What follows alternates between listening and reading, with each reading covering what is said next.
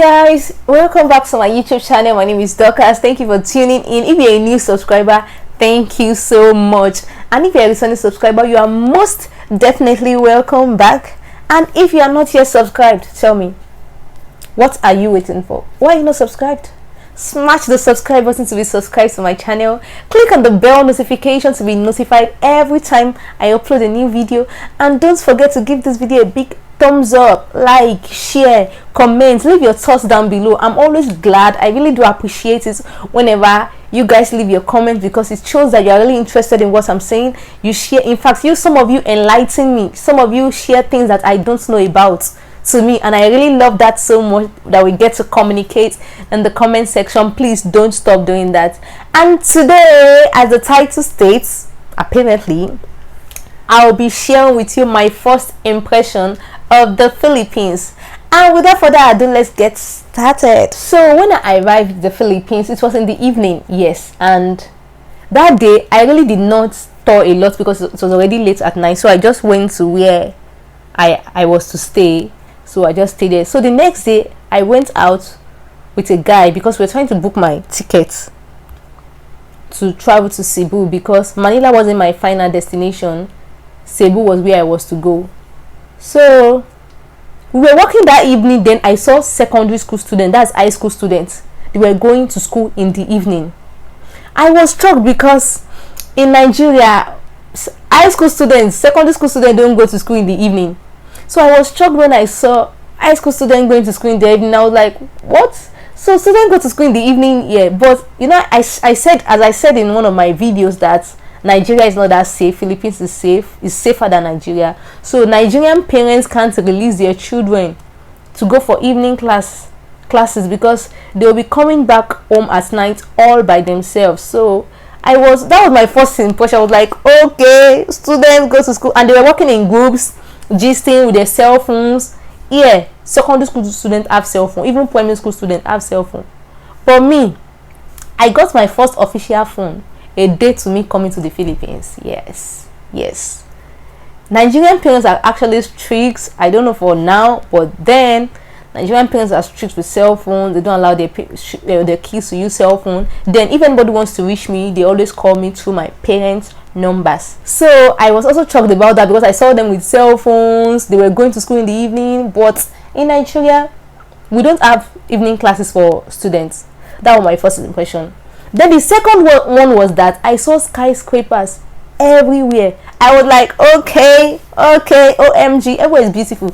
Here in the Philippines, you get to see skyscrapers everywhere, even in places where people live. Yeah, in areas where people live, skyscrapers are many here. So I was also impressed by that okay. Then another impression I got of the Philippines was jeepney. In Nigeria, we do not have jeepney. I don't know how to explain jeepney for people who are watching me. Jeepney is something like a bus with open doors. People sit down facing each other. Yeah. So when I saw that, I was like, okay. I was also shocked by that. I can't say I was shocked, but then you are being in a country for the first time, and you saw different things. You'll be like, oh, so they do this in this country, we don't do this in our country, and all those things. So that was also one of the things I saw in the Philippines my first time. Another impression I have of the Philippines was that while I was traveling from Manila to Cebu, I was in my cabin. I stayed in a cabin good for 4 people, so we were only 4 people in that cabin, and it's so beautiful, so cozy and everything. I enjoyed it, but then I was a little bit bored because, number one, I was the only black girl, in fact only black person on that ship. And if I had knew that there was no network on sea and everything, I would have downloaded a lot of movies and binge watch on them. So I was a little bit bored because there was actually a TV in our room, but they were playing a lot of Filipino movies, and me, I don't understand the language then, and everything was just meaningless to me. That evening I was strolling, looking at the ship and everything. Then I saw a place. I heard a noise coming from somewhere. I was curious that what is happening, where is this noise coming from, what are these people doing, why is there noise, why is this da da da da. Then I went there. Then I saw a lot of people partying. I was like, wow, so they party on ship. Actually, that was my first time traveling on water. I've never traveled on water before. From Manila to Cebu, that was my first time traveling on water, and I really enjoy it. And anywhere I'm going, I prefer to travel on water than to go by air. Yes, I really love to travel on water. So I saw a lot of people partying and everything. Then everything they were doing was meaningless to me. It was as if a group of people came together to make noise, because I didn't understand their language. I didn't understand one thing, but now I know better. It made no sense to me because it was just noise. That was my first time I'll be seeing all these gays, lesbian and everything, because then on the ship I saw a lady dressed like a guy, tomboy, and as a girlfriend, and they were romancing each other, touching each other and all that. I was really shocked by that because in Nigeria I've never really experienced that. So I was shocked by that, and that was my first time and everything. I was even offered a drink, but then as a young girl that I am, I rejected it because I don't know if they want to make me drunk. I don't know if their plan was to make me drunk or anything. I politely rejected. And when I saw that a lot of people were coming near me on this and that, I quickly retraced my step and left the place. So I was also shocked by that wow, so they do this here and everything. And that was actually my first impression of that place. And also I saw people in smoking areas smoking freely and everything. I saw people with tattoos on their body, and I was like, okay, because in Nigeria, when you see someone with tattoo on their body, they seem to see that person as a bad person, like, oh, he has tattoo on his body, or he has tattoo on her body. That's my first impression also, that people use tattoos here. In fact, getting a tattoo is one of the cheapest thing you can get in the Philippines, because there are tattoo shops everywhere, and it's not expensive. Though I haven't been there before, but I know it's not expensive. Because if it were to be expensive, small children will not be having tattoos on their body. Both old, young, everybody will not be having tattoos on their body. Yeah. It was also on that ship that I got to know that Filipinos are actually nice people, because while I was there, they were asking me, oh, are you alone? I made some friends there. I even made because I love little children. There's even a girl that I was playing with and everything. I made friends. They were like, oh, are you the only one here? Where are your friends? Because they did not know that I just arrived in the Philippines. So I was like, oh, I'm alone and everything. So they were really nice. They laughed at me, asked me, oh, they smiled at me, they asked me questions, oh, where are you from and everything. I just love it. I love it so much. And yeah, now to the food I ate on that ship. I think that was one of the mistakes or one of the saddest moments of my life. As a Nigerian girl, I'm used to eating spicy foods. Like in Nigeria, we cannot cook food that doesn't have chili. All our food has chili, I mean pepper. So in Nigeria, I'm used to eating spicy foods. Even from the part of Nigeria that I come from, I eat very, very spicy foods. So when I was on that ship, I went there to get my lunch or something. So they served me white rice with plain fried egg. I mean plain fried egg. I think with bacon or with something. It was at that moment that I started thinking that, Lord, can I survive here? Can I really live here? I didn't complain. I ate that. I think when it was time for lunch or dinner, I went also to get my food, because while on that ship, my travel comes with a free food ticket. So I have food tickets that I can go to redeem to get food, because the journey from Manila to Cebu was like 24 hours journey. Yeah, a whole day. So I went there to get my food, and I saw this sauce that has fruits inside. I can't remember the fruits, but I know that fruits were diced inside the sauce with chicken and everything. I think I was enticed by the bigness of the chicken, by how big the chicken was.